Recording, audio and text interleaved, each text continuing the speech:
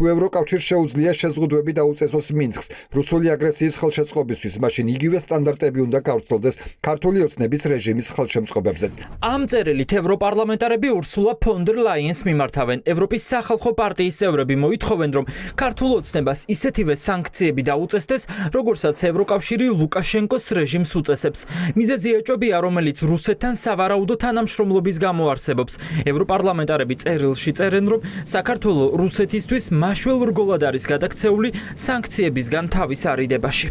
ბოლო ანალიზები აჩვენებს, რომ საქართველო კრიტიკული ქვეყანა მზარდი სანქციების ბუშტში გახდა, რომელიც უპრეცედენტო შემზღუდავი ღონისძიებების მიუხედავად უზრუნველყოფს რუსეთის ეკონომიკურ, ლოგისტიკურ და ტექნოლოგიურ გამძლეობას.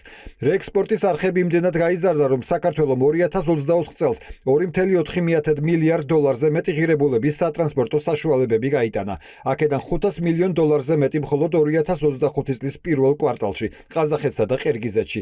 ეს არის კლასიკური არაპირდაპირი მარშრუტები რუსეთის ბაზარზე. საქართველო არა მხოლოდ დაშორდა ევროკავშირის პოლიტიკურ და სარეგულაციო ორბიტას, ის აქტიურად იმკვიდრებს თავს სანქციების გვერდის ავლის ეკოსისტემაში, რომელიც ამაგრებს რუსეთის სამხედრო მანქანას. ევროპარლამენტარები ევროკომისიის პრეზიდენტს უხსნიან, რომ საქართველოდან პუტინის ომის სამხედრო მანქანის მხარდაჭერისთვის კლასიკური არაპირდაპირი მარშრუტები იჭრება. საქმე ყაზახეთსა და ყირგიზეთში გაგზავნილ საეჭვო ტვირთებს ეხება, რომელიც საბოლოოდ რუსეთში ხვდება და პუტინი ამ გზით ჩაულობს თანხებს უკრაინაში ომისთვის.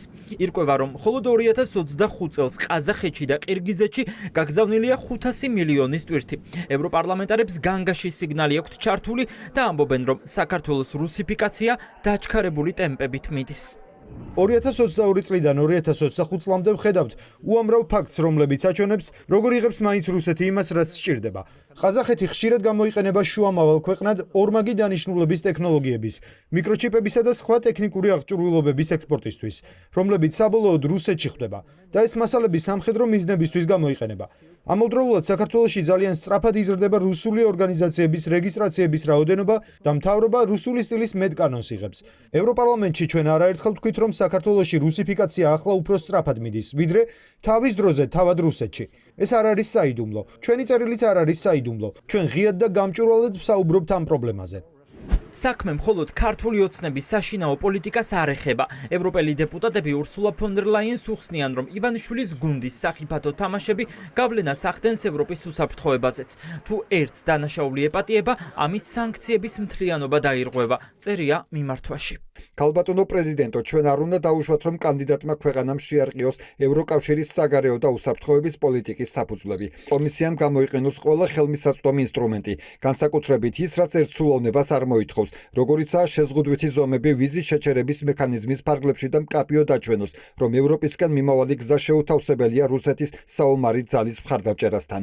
ქვეყანა, რომელიც წესით ყველაფერს უნდა აკეთებდეს ევროკავშირთან დაახლოებისთვის, ევროპარლამენტარების მოსაზრებით პოლიტიკურ ალიანსს სულ უფრო შორდება და თავს სანქციების გვერდის ავლის ეკოსისტემაში იმკვიდრებს.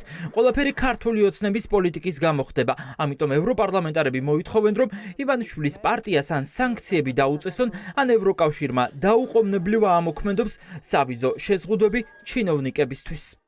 დღეს რეალურად საქართველოს დე-ფაქტო ხელისუფლება ემსახურება არა ქართველი ხალხის ეროვნულ და ევროპულ ინტერესებს, არამედ ემსახურება რუსული ინტერესების და გავლენების გაძლიერებას საქართველოში. ძალიან მკაფიო მოწოდება ევროკავშირის აღმასრულებელ სტრუქტურებზე, რომ იმოქმედონ სწრაფად. ფაქტიც ეს წერილიც ეხმარება დასავლეთს უფრო მეტი მიზანმართული სანქციები დაუწესოს იმ რეჟიმებს, იმ ქვეყნის წარმომადგენლებს, ვინც ღიად თუ ფარულად ცდილობს რუსეთის ომის მანქანა ამუშავოს. პარალელები მინსკის რეჟიმზე სანქციებთან დაკავშირებით არის კიდევ უფრო მწვავე გაფრთხილება, ვფიქრობ, საქართველოში. და სანქციების დაწესება სჭირდება კონკრეტული მტკიცებულებები, მიუხედავად იმისა, რომ გაფრთხილება მაკაბაჭარიშვილის უწყებამ ამასთან დაკავშირებით რახან მიიღო, ეს ნიშნავს, რომ ამასთან დაკავშირებით ყურადღება კიდევ უფრო მეტია ევროკავშირის მხრიდან და განსაკუთრებით ორმაგი დანიშნულების პროდუქციაზე, როდესაც არის სამხედრო პროდუქციაზე, როდესაც არის საუბარი.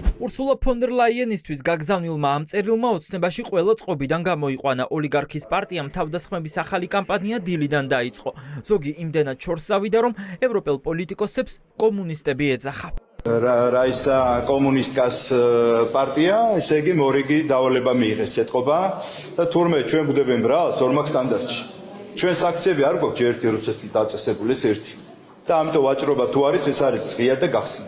მაგრამ აი იმდენად აწყობილი არის კონტროლის სისტემა, რომ ერთი ფაქტიც კი ვერ გამოვლინდა. როდესაც უცხო პოლიტიკური ორგანიზაცია ცდილობს საქართველოს წინააღმდეგ ინსტრუმენტების გამოყენებას, რათა აქ პოლიტიკური ხელისუფლება შეცვალოს, ეს არის საქართველოს წინააღმდეგ მტრული საქმიანობა. ევროკავშირმა უვიზო რეჟიმის შეჩერების გამარტივებული მექანიზმები უკვე დაამტკიცა. ეს ფაქტი კი ქართული ოცნებისთვის ნელი მოქმედების ნაღმის ტოლფასია. არავინ იცის, როდის შეიძლება ივანიშვილის გუნდს შეზღუდვების ახალი ტალღა წამოეწიოს, რადგან რუსეთთან თანამშრომლობის გარდა ოცნება საკუთარ ქვეყანაში დემოკრატიის განადგურების მცდელობასა და მშვიდობიანი მომიტინგეების წამებაშიც არის მხილებული.